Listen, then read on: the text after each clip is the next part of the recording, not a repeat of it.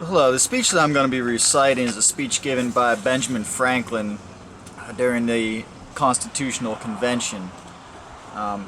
His most famous speech from the convention was at the end of the convention, where he was basically saying, hey, the Constitution that we came up with is the best that we can. It's not perfect, but it's what we got, and it's going to work. That's his most famous speech from the Constitutional Convention. This speech here, though, I think is great. This is one that's dealing with, they were having some issues getting along at the convention, so Benjamin Franklin wanted to ask basically for God's help, and was asking the president of the convention, Mr. Hamilton, he was employing him to ask for God's help during the Constitutional Convention. Not a speech you'll hear in many public schools today, but certainly a very important one that he gave. And it goes like this. Mr. President, the small progress we have made after 4 or 5 weeks close attendance and continual reasoning with each other are different sentiments on almost every question, several of the last producing as many no's as a's, is, methinks, a melancholy proof of the imperfection of human understanding. We indeed seem to feel our own want of political wisdom, since we have been running about in search of it. We have gone back to ancient history for models of government, and examined that different forms of those republics, which having been formed with the seeds of their own dissolution, now no longer exist. And we have viewed modern states all around Europe, but find none of their constitutions suitable to our circumstances. In this situation of this assembly, groping as it were in the dark to find political truth, and scarce able to distinguish it, how has it happened, sir, that we have not hitherto once thought of humbly applying to the Father of Lights to illuminate our understandings?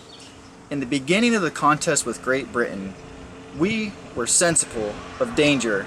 We had a daily prayer in this room for divine protection.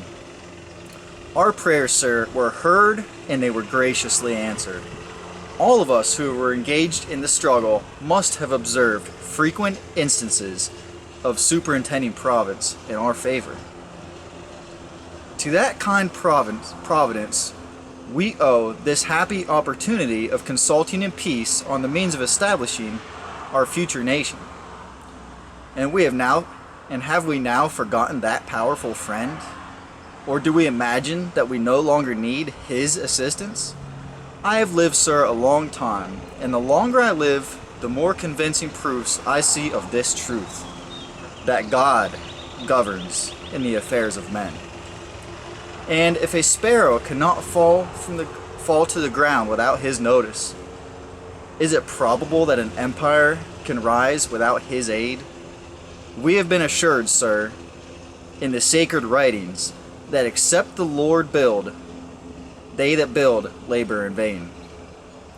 I firmly believe this, and I also believe that without his concurring aid, we shall succeed in the political building no better than the builders of Babel. We shall be divided by our little partial local interests. Our projects will be confounded, and we ourselves shall become a reproach and a byword down to future age. And what is worse, mankind hereafter this unfortunate instance despair of establishing governments by human wisdom, and leave it to chance, war, and conquest. I therefore beg leave to move that henceforth prayers imploring the assistance of heaven and its blessing on our deliberations be held in this assembly every morning before we proceed to business, and that one or more of the clergy of this city be requested to officiate that service. So in conclusion with that, basically what Ben Franklin was saying was man's understanding is fallible, and he believed that God's understanding was infallible. I think this will be a great speech for someone to get up and read in today's Congress. I hope and pray that that happens. I just don't see anybody that could do it. But anyway, I thought it was an interesting speech, and I thought maybe people that have attended public schooling in today's country probably haven't heard a word of that speech. And I thought it was a great one to share. Thanks.